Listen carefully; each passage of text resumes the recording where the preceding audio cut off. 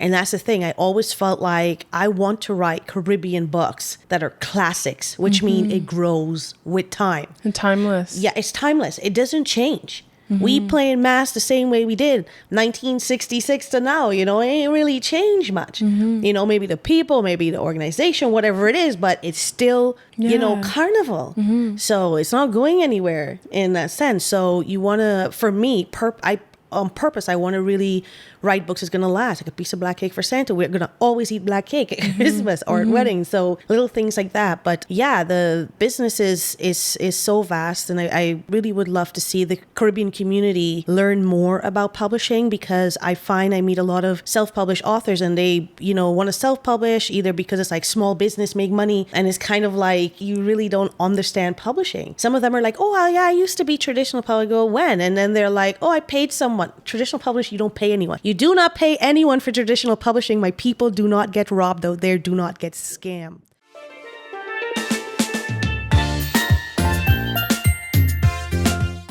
Welcome back to another episode of In We Blood, the podcast that's dedicated to helping reignite an appreciation for Caribbean culture and traditions. Today, I'm here with Yolanda T. Marshall, an award-winning Guyanese-born Canadian author of various children's books, including C is for Carnival, A Piece of Black Cake for Santa, and My Soca Birthday Party with Jollof Rice and Steel Pans, which was nominated by CBC as one of the best Canadian picture books of 2020. Yolanda, thank you for being here. Thank you for inviting me. I'm happy to be here. Yeah. I love this. I love all this. Yeah, it's so exciting. And it's so nice that we have like that type of representation in children's books now. Yes. I would love to hear kind of like the reason for you starting and writing all of these books. Yes. Yeah, you know what? First of all, I'll have to start with, I was born in Guyana. So, I grew up in the Caribbean, in a Caribbean nation, a Caribbean system, the educational system. I came here at the age of 13, 14. So I went into grade 9, right? So at that age, as a new immigrant in Canada, you're trying to find your space in school and society. A lot of my friends were, I would say, they would call us like freshies, because I always gravitated to people who were like just new to the country as me, because it was so easy to adapt with them, communicate with them. And my first time feeling like I belong in Canada was at Caribana. I landed in Canada in November, when it was at like 1993. By the time summer came around, that's when you got out. And I stood on the street. It was Caribana time. And I remember seeing so many people on the street, which was more people than the nation I was born in, right? Celebrating Caribbean culture. And that was the first time I felt like Canada is my home and the future is going to be okay, So that meant a lot to me. Now, I started publishing books in like 2008? Yeah, 2008. It was poetry books, right? I love writing poems. I started writing poems at a young age in Guyana. And how I shifted into children's books and the representation of Caribbean culture and even Carnival culture in the books is when I was pregnant with my son. And, I was working in publishing. I do work in publishing, in the business of publishing, the corporate side of academic publishing. So I understand how hard it is for books like that to be published traditionally, which means you had to do those books self-publish. And I was looking for a book. I said, okay, let me find a book that talks about Caribana, because this is something I know that my son will experience and feel so proud to be Caribbean. He's actually, his dad is Kenyan. So he's like half East African. He's a little Swahili kid. And then with me, it's Caribbean. So, but I knew that it will make him feel like, yeah, this is good. I'm so proud of my culture. Yeah. And this is something he'll experience for the rest of his life. But when I went looking for a book that would highlight a child's experience at what was, Caribana in Toronto, there weren't any books like that. Absolutely not. Were there Carnival books? There were Carnival books. A lot of great writers in the Caribbean, talking about Carnival in Trinidad. But it's kind of like I'm having a kid that's going to be born in Toronto, Scarborough. And there weren't any books to show like, what will a child experience when they go on the road? And that's why I wrote Command's First Carnival. And it's about a little 8-year-old child. Wow, like, ironically, my son's 8 now, Yeah. who ventured out to the carnival with his mom. They woke up, they beat steel pans. He jumped on the GO train. You see the GO train TTC. He bought a flag. He bought he had a Bajan flag. He had a Canadian flag, and his mom was holding a Guyanese flag. He bought beef patties, jerk chicken, and he ate. And then he looked at the masqueraders, and he danced along, and he went home and dreamt about dancing and playing mass. And that was the first book that I wrote.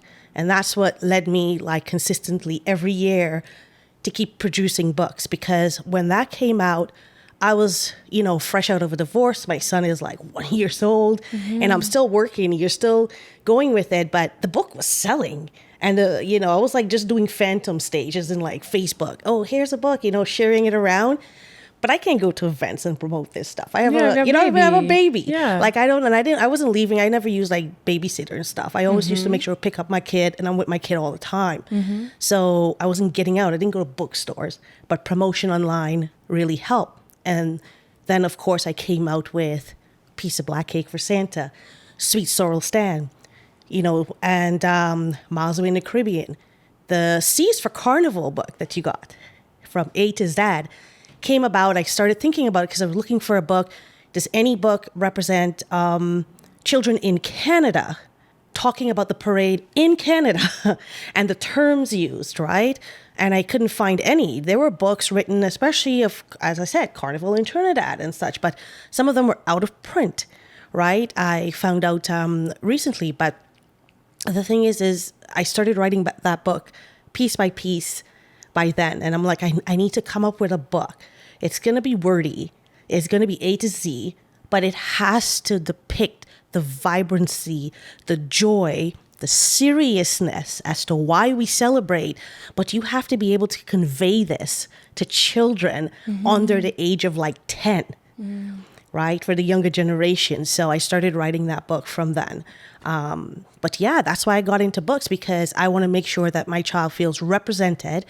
And also, I realized a lot of my friends who were born here didn't have books like that. Yeah. Right. And it felt good. Like they felt so proud because it even though they don't have kids, it was the book they never had.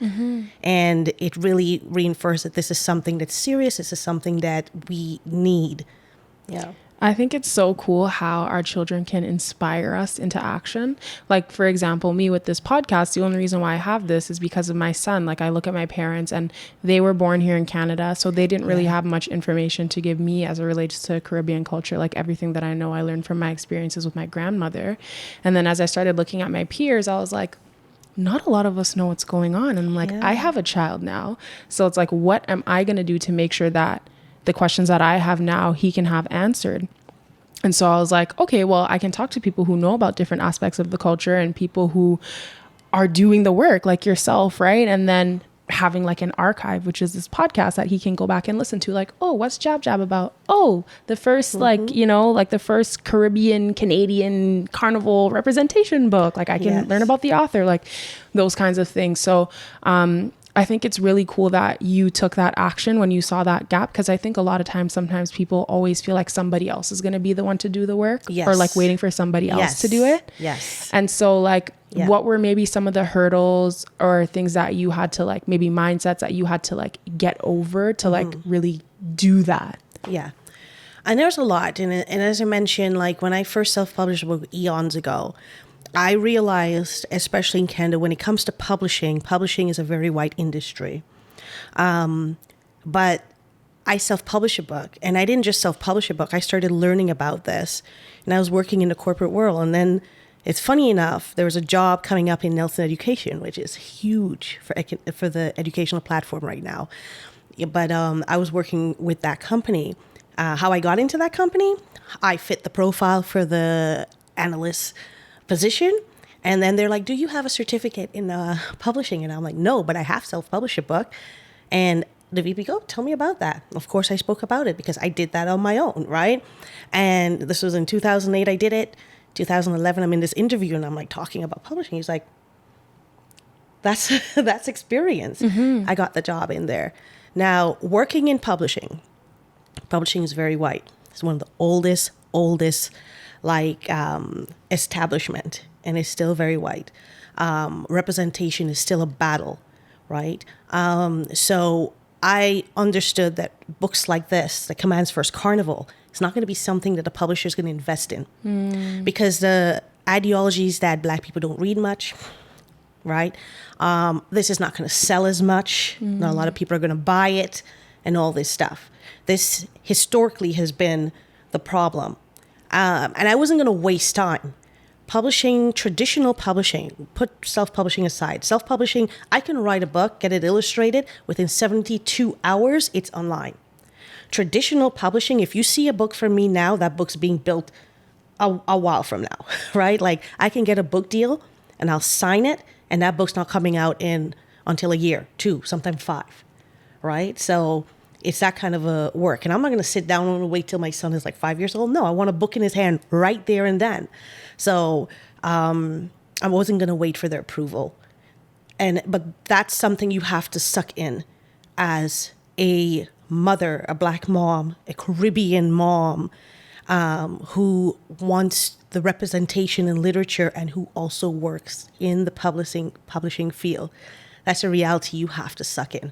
So right? Despite like the hurdles of like, that it's going to take long, it's very white, they're not going to be invested in, you're like, I'm just going to do my thing. So you just self-publish the first children's book. The first one. And I said, let me just do this. And I consistently kept doing it. I'm not going to wait. Like, my son needs a book now. His social reality have to be where he can normalize having a book. Whereas you would, you didn't have that, right? No. I don't want my son to miss a week without a book. So I was like, let me just do this on the side. And I'm, working, and I was like, I'm not going to seek their approval because I understand how it works. And then, of course, when you keep putting out your books, is getting the play. I remember I had a boss then in 2019, and this is by the time we got to Soca Birthday Party. And I'm like, I was sitting there going, I wrote this book, I think it's like so cool. And he was like, let me read it. And he read it. He grew up part of his life in Ghana. And he was like, he read it. He goes, don't self-publish this, Yolanda. He goes, let me try. And I go, try what? Like, I'm not going to waste time. I was like, until then, all your books were self-published. All self-published. Okay. And then I was like, and he was loving it. He goes, don't. And he goes, let me just see. And I go, how it, like, it's not going to happen. And he goes, okay, just give me a month. And, and he did. So he went to, Nelson at first that I worked for and go, can you do a trade book? Like, we have and they're like, no, we don't want whoever, was gonna make it happen, was like, no, we don't want to invest in that. No problem, right? And he went to Chalkboard, which is a small print press. There are a lot of small print publishers in Canada, mainly. What's small print? Small print is like not Penguin.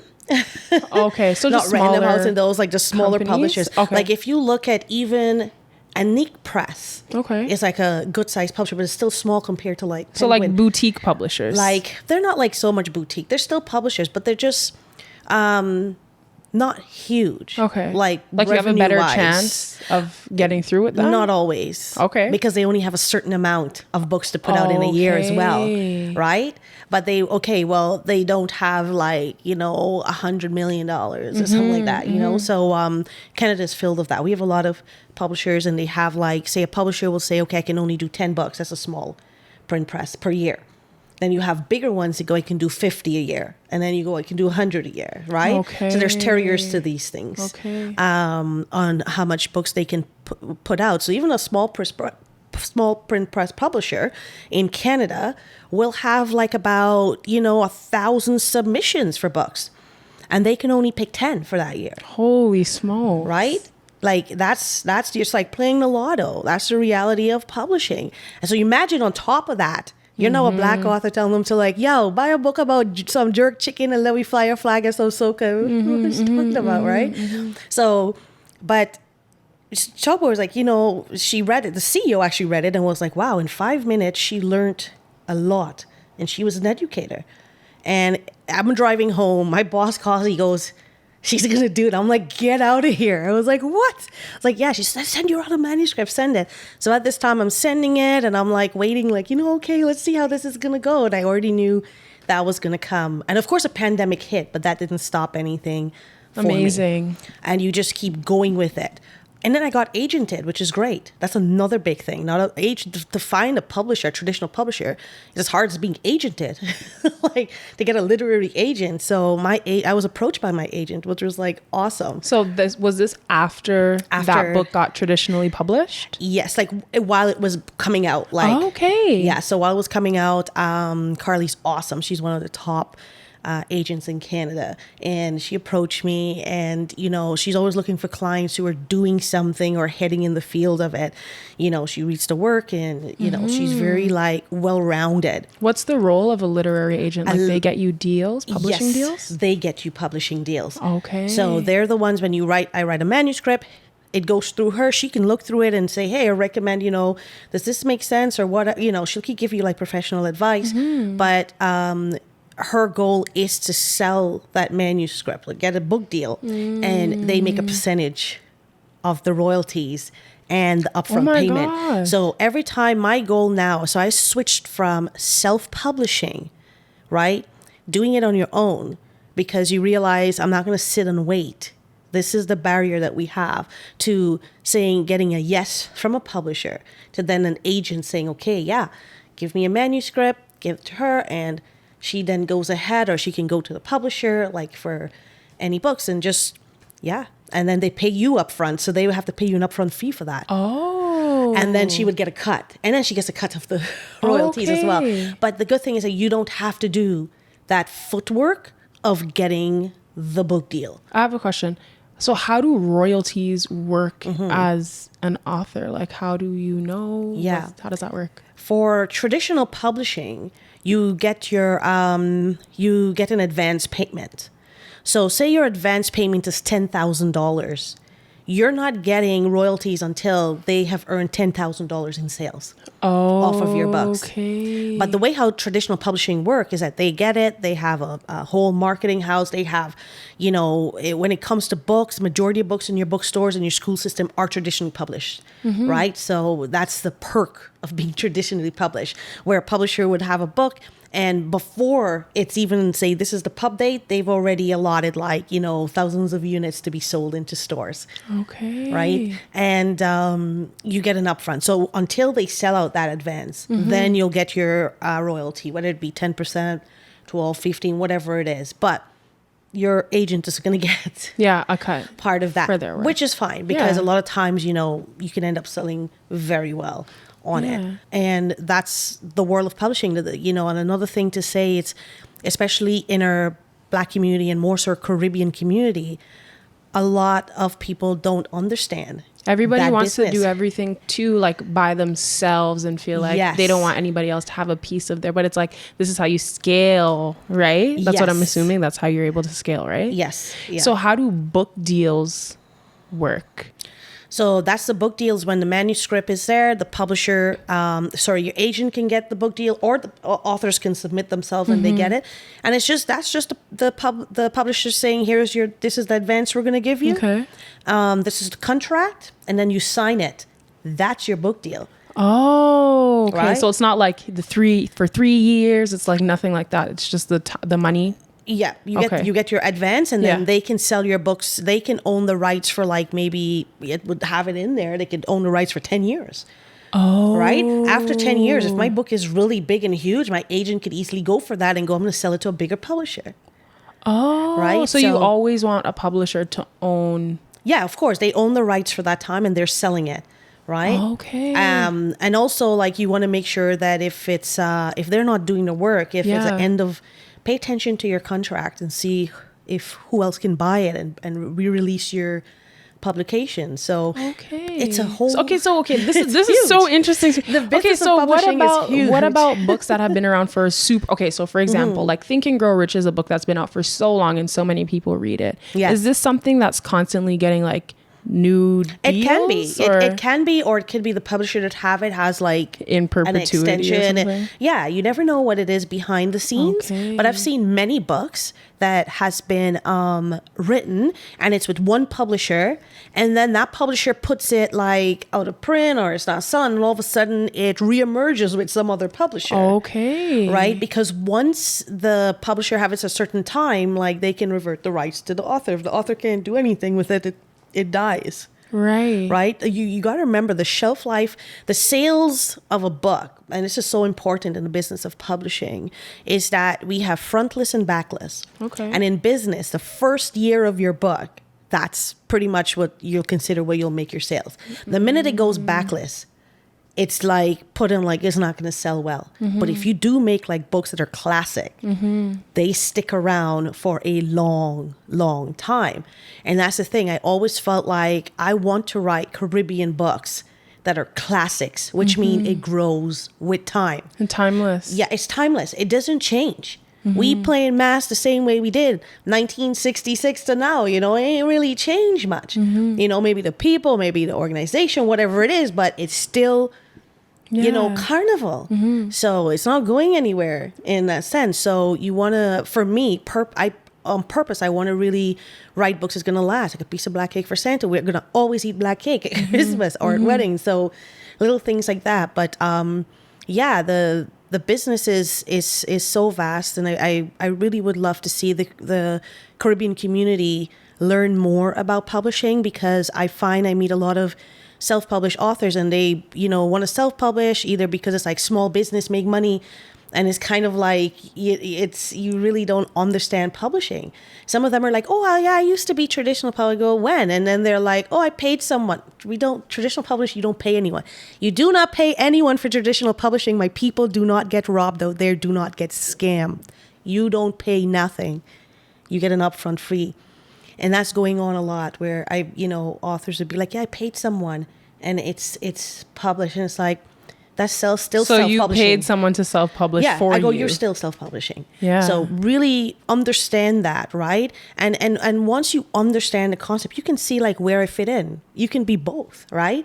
I started out self-publishing, so I understand how that works, and that really helped me to be great at promoting myself as a traditional published author. Yeah. Like I can't sit back and go, the publisher's going to do everything. No, I'm going to try my best to turn up and do what I can. So the business of publishing, it's old, it's powerful, and it's something that our community needs to catch up on in order for us to create better literature to inform our younger generation. If we don't understand how it works, we're in a lot of problem, and here is an aspect of why literature is so powerful for us. A lot of times you have authors, they'll write books. It's great. It's wonderful. But with the big influx of self-published authors, a lot of the books aren't vetted. As much as I love it, I'm like, yeah, I like publish as much as you can. But it's like taking a step forward and you can take 2 steps back. So remember there was this comedian that claimed that Guyana is not a Caribbean. We just accept them, right?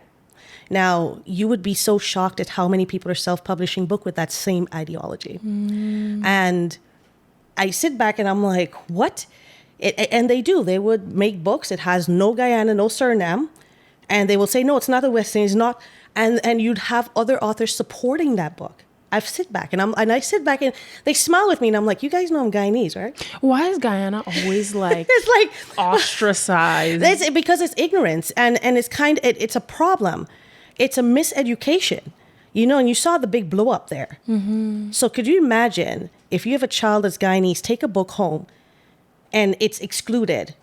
How do they feel as a child? There's no way I can do that to my community, especially if I want to make sure I'm putting out the right information out there. Representation matters. It does. It really does. Like people, I know sometimes it just feels like it's a catchphrase or it's just something people say. No, but it deep. Actually matters so yes, much. It's deep. It's deep. Kids need to see themselves. Yeah. So when you do the divisive stuff in there, and I've seen authors supporting those books, and it's kind of like, And then I kind of just exclude myself. And I'm like, yeah, I see you. I see you liking that post saying that we're not Guyanese, right? Block. But then you look at me and you're like, so it's like, are you like, what? Give the right information. Yeah. And we, as parents, Caribbean parents, really need to demand that. Pay attention to the books you're buying, making sure it's correct. We don't want to have a generation of kids who don't see themselves. At the same way, if they do see themselves, we want to make sure that it's in the right authentic, light. it's in the right light, and it is correct information. We don't want to raise a group of Caribbean people who are going to turn up and say, oh, you don't look Guyanese, you don't look Trini, you don't look Grenadian. What am I supposed to look like? You know what I mean? Like, you don't want them to say, like, I've had people say to me, oh, you're a Marshall. I didn't know they have Marshalls in Guyana. I'm British Guyana, my friend, you know?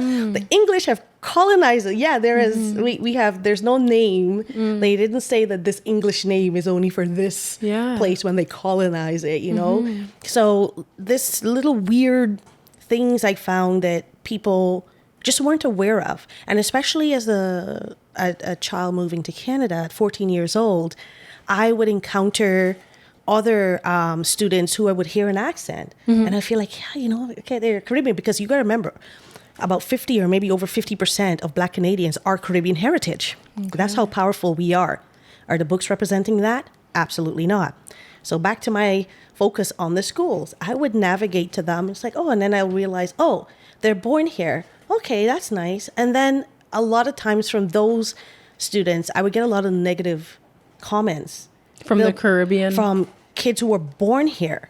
Yeah. So while I'm in grade 9, kids who are students are born here of Caribbean heritage would say negative, make fun of your accent.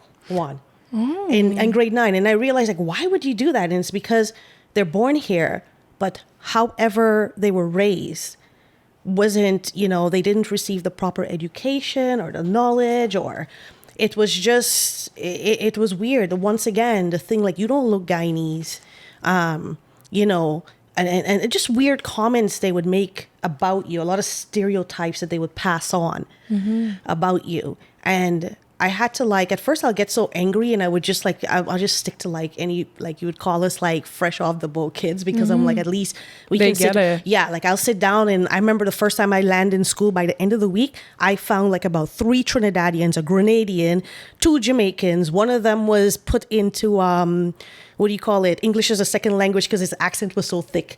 We had to try and tell him, no, that's wrong. Get your parent in here and come out.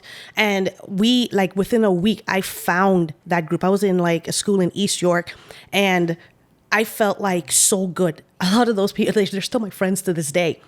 And I found myself sticking to that, which isn't such a good thing, because I felt like the Caribbean kids that were born here didn't understand a lot. The same thing. Guyana is not a part of the West. Guyana is not Caribbean. Well, what am I speaking? Am I speaking Portuguese? Like Brazil? Am I speaking Spanish? You know? No. Then what is it? I think sometimes people think, like, when they think about the Caribbean, they just think about a certain bit of the islands, but we also have to remember there's also the French Caribbean and stuff. Like, there's a lot of people that get kind of excluded from the conversation when we talk about the Caribbean. And I think the more that we actually start to talk about, like, hey, like Guadeloupe here, like, hey, like, you know, just or they feel like it's because it's in the Caribbean Sea. And then you turn and you say, well, Barbados and Bahamas are not in the Caribbean Sea. Correct. And I've had people say, it is. But my grandfather always says, Barbados is in the Atlantic Ocean. It's in the Atlantic. And but you realize, and at first you have to give grace, because you realize you're dealing, especially that age, okay, I'm dealing with people who, number one, are not being educated in school, even about Black Canadian history.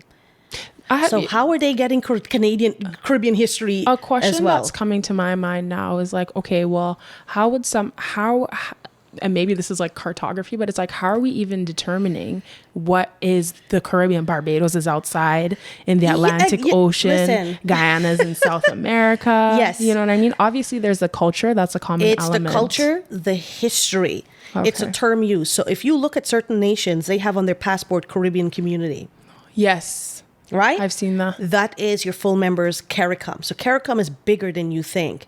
It's a combination of nations that say, hey, we are Caribbean people by culture. We are common. We share the same history. Our school system is the same. When we write common entrance is the same. When we write CXC is the same. A lot of it, the way it's built, the exercise books we wrote on, the way we cut our pencil in half, the way we climb our trees, the way we eat, the way the blockout come, the way we used to fetch water from here to there, the way we have Tongue City, all these places. Like it's the same history, right?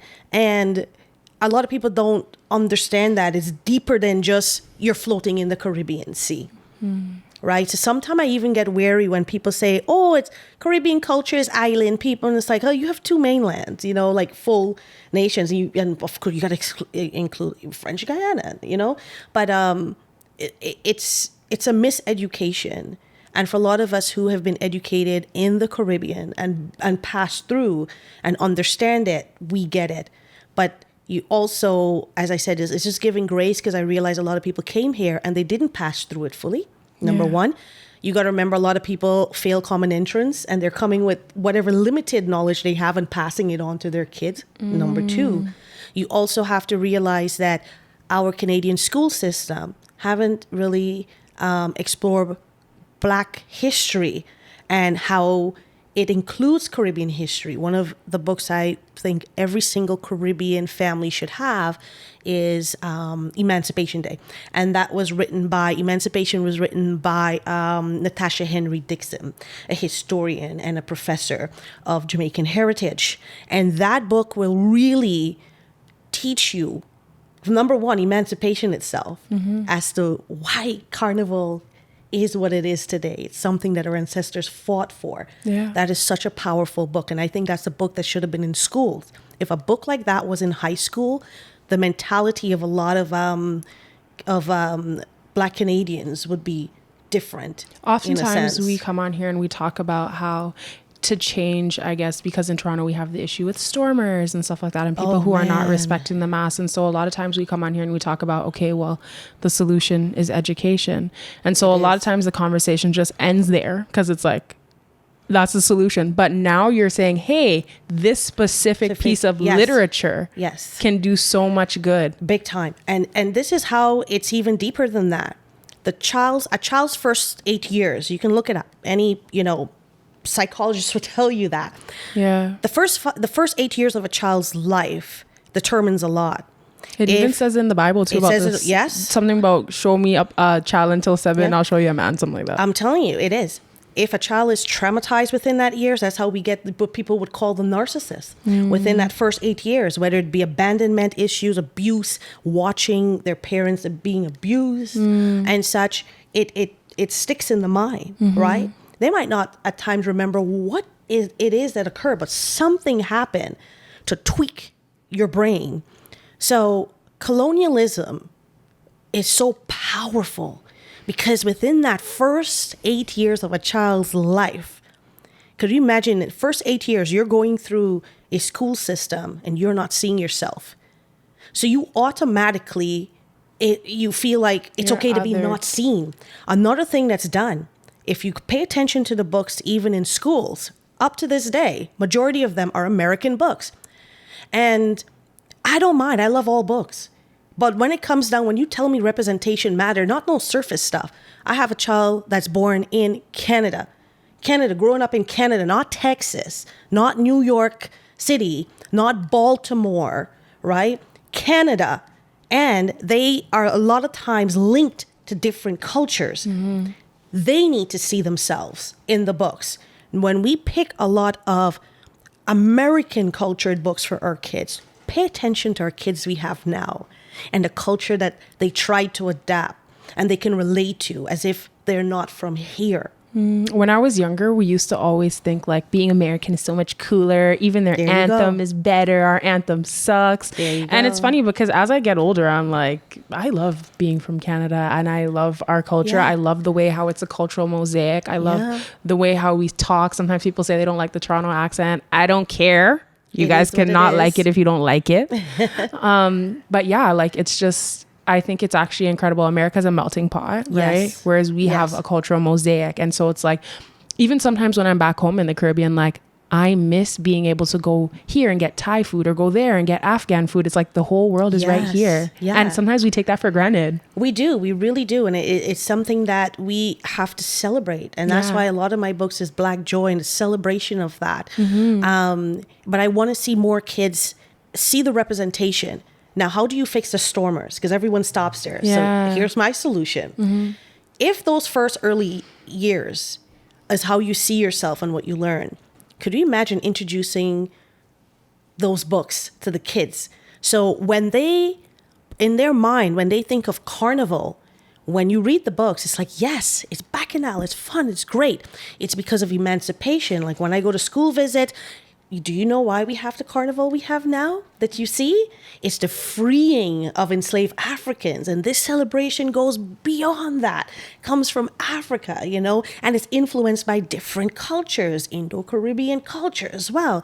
But if you teach a child the foundation of Carnival, if you teach them that when you see us put on our costumes and we go on the road, this is our celebration and our thanks to our ancestors.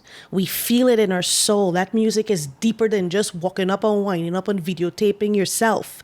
You know, it's a chant, it's a dance, it's a celebration, and it's so inviting, right? It doesn't exclude anyone. And I tell kids that. We have kids. One kid is like, from Russia, can I come too? Yes, of course.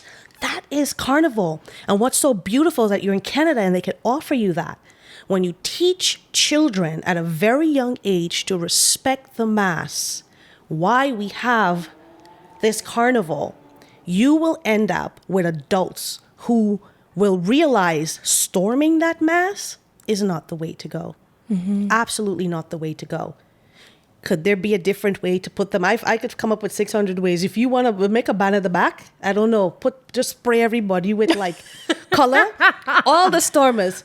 Put them, you know what, at the end of the parade, jump in there and everybody gets sprayed. That's it, right? You don't want to buy Carnival, whatever, you just stay at the back there. But we have to teach the younger generation now to really understand it and protect it and respect it.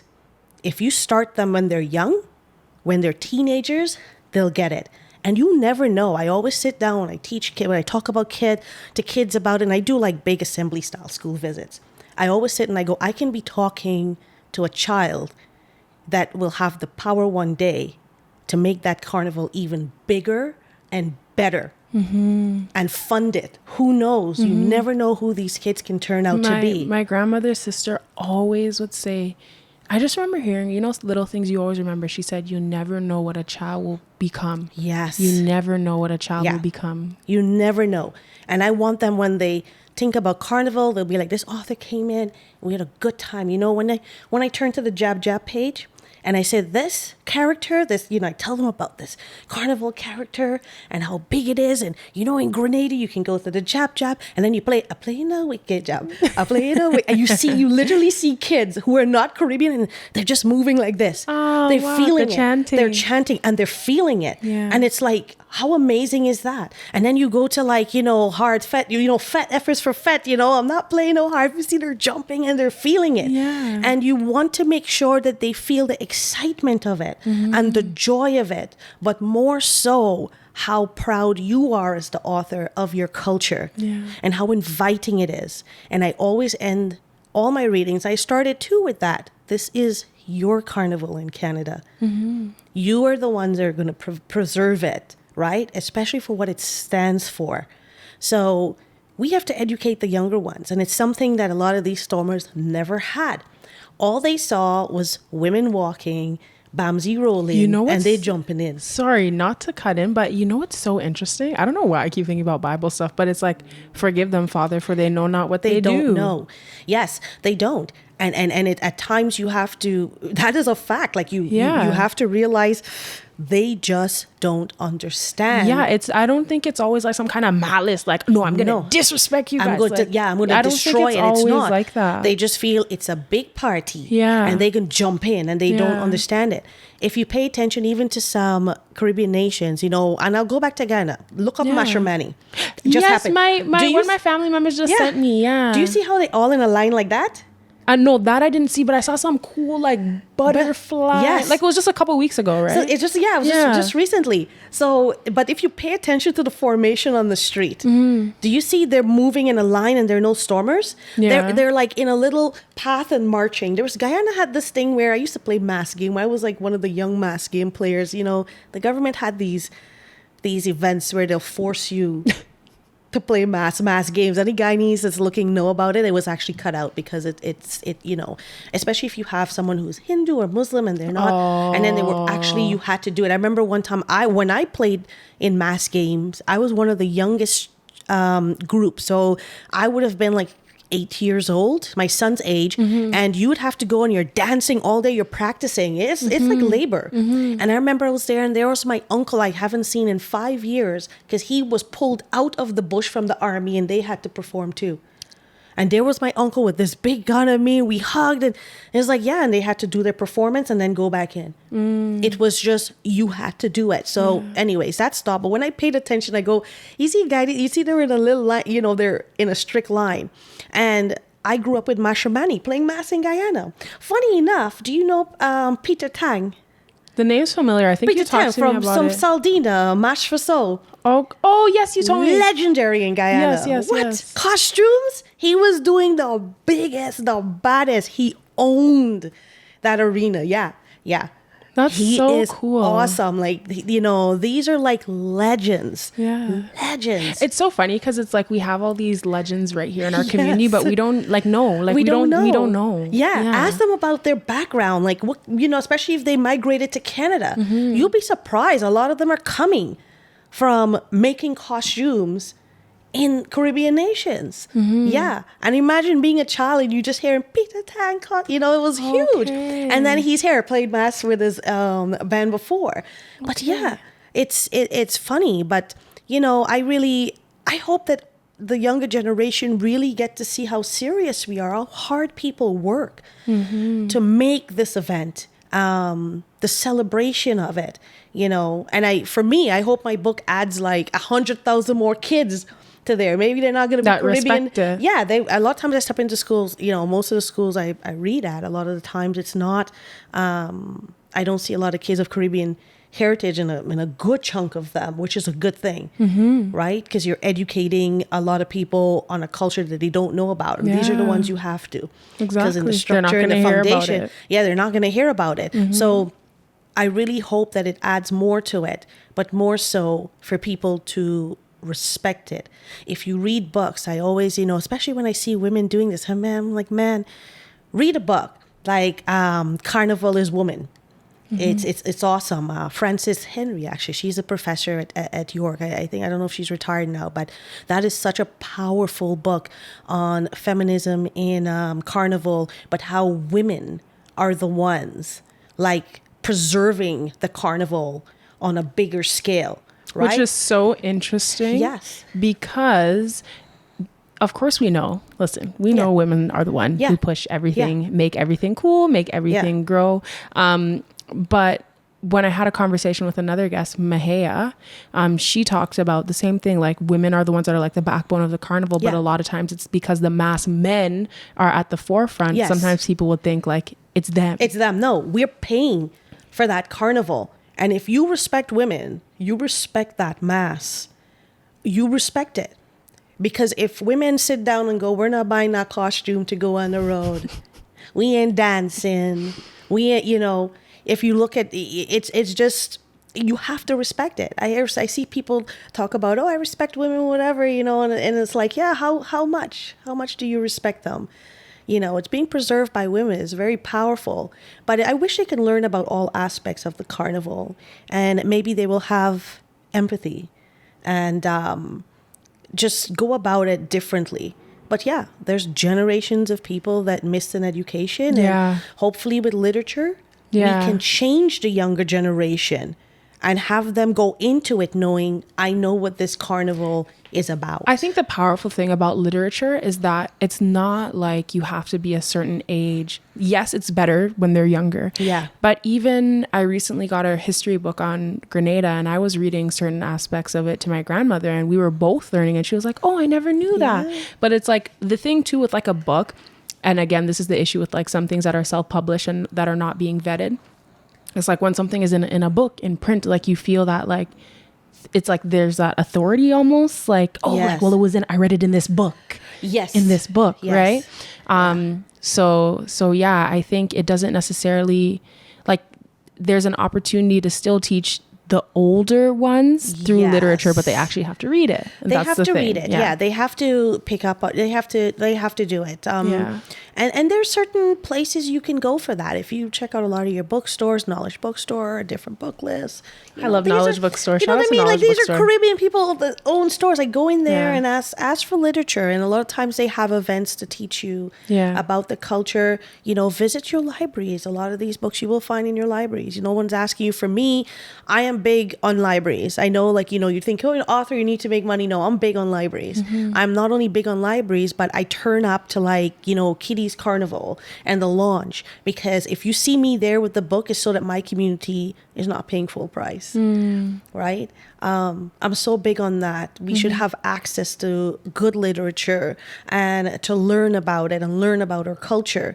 But yeah, I hope that more people do so, but the younger generation is just giving them a really big chance and a change right there. And, you know, my son really helped with that. And, you know, you have a child too, so you know how it is. And especially what you're doing as well. It's so empowering and it's great. And I especially seeing the other guests that you have on. And I have to mention that when I saw like the mass band leaders come on and agreed that even the costumes are getting too skimpy. For an author like myself writing for kids, I would like to tell kids, you know, buy a costume, but I don't want to tell them to buy a piece of string. Yeah. Or you want to, like, you know, I'm hoping that the future of it does, you know, show more of the costume, the artistry of it, like real costume. So, you know, for the younger generation, I want them to have something great to look forward to. They shouldn't be looking forward to reading about Carnival and then they end up encountering stormers, you know, end up encountering paying $1,500 for, you know, a piece of string and such. So I hope that the future of Carnival looks great for them if we can do a lot of changes right now. And that does include educating the younger generation. But- And literature is powerful. For And that. media overall is powerful. Literature is a form of media. And so it's like, Yes. okay, if we think about how we can attack on all fronts as it relates to media. So it's like, Yeah. okay, in the music, we need to make sure we put these concepts in the music. Yes. We need to make sure we put these concepts in the videos or the TV shows. We need to make sure that it's in the Yes. books, and we need to make sure that it's all accessible and that it's Yes. like consistent. Because it's okay Yes. if you see something one time, it's like, yeah, you remember it. It Sometimes has to be consistent. right. Sometimes you see something one time, it Yeah. has a big impact, but it's Yeah. kind of like when it's constant, Yes. then Yeah. that resonance kind of starts to, It moves. It has to be there. Younger age, by the time you're hitting high school, you learn about Carnival again. When you go on social media, you know there are platforms you can go to. You can Yeah. learn about Carnival. When it's Black History Month, you're going to learn about Carnival. When Yeah. it's not Black History Month, you're going to learn about Carnival. You know, when it's Christmas time, we're going to hear about Carnival in Barbados. You understand? So yeah. not Barbados, sorry, Bahamas. Yeah, you know, like we need to explore. It's Bahamas and St. Kitts, I think. Yeah, they the have 26 around there. Yeah, Junkanoo, man, and you know, Junkanoo is in Jamaica too. A little different. Bahamas is wild. Bahamas is like they have a you big know, one. the big one. I have Junkanoo in one of my books. Oh, nice. one of the elves went and it was like, oh, I want to see what the other kids are doing. Yeah, you know, they're pretty much like celebrating having Junkanoo, and they're also eating some black cake and drinking sorrel. That's so nice. You know, we have to explore all that and keep it consistent. As you said, Yeah. you're so right. It has to be consistent. And we also have to own our voices with it, right? And pay attention to where we're getting that information and know that there are establishments and places we can go to get proper education. So about where it. can people find your books and your proper education as it relates to children's literature? I do my little part in it. I do my little part, and I really hope that it, you know, it pans out great. It for me, it's like I started this for my son, and you end up like just teaching a whole big bulk of students. You know, when I think of just in February alone, and I have like 40 physical school visits for the whole schools. Wild. And then virtual, where you're hitting hundreds of school. I do readings in New York as well. But you know, and still, I'm still booked up. Like it's consistent, but I show up, and I will show up in your school at some point for sure. And if you go to your school libraries, if your children go to their school libraries, more than likely they'll find the books there. But more so, support your Black and especially Caribbean owned bookstores, like when you think of Knowledge Bookstore, and a different book list downtown of Bathurst. These are the places that you really should go to, and libraries. Okay. It's in the libraries. I always say that first, you know, go into libraries, and of course my books are wherever books are sold, Amazon and such. And if you do see me at an event, that is because it's great, because I get the publisher to extend a really good discount at those events where I can sign the books and show up for readers. But, you know, you should really explore a lot of the Carnival titles out there and read more. You know, the children are the future, and it will be so great for them to grow up and experience a good time in that carnival and carry on the culture. I want my son to be 25 years old playing a mass. What's the like Carnival Caribbean culture book list like we need to have? I know you mentioned 2 titles already. Yeah, I mentioned those. You have mine. You have books by like Nadia Hahn that's really nice, about Malaika Carnival series, which are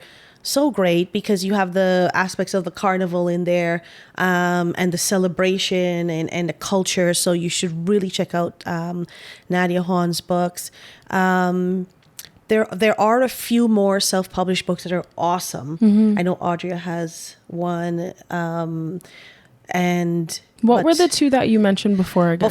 So let me tell you, you gotta, when it comes to the history, especially when we're going to talk about Black history and how it incorporates that carnival, why we celebrate in Canada. I think everyone should have Emancipation by Natasha Henry Dixon. Okay. And another book, especially for adults. These are the adults' books. Like, let's catch up a bit and really get close with learning more about it. And a lot of things will make sense as to where we came from and where we are right now. Will make a lot of sense.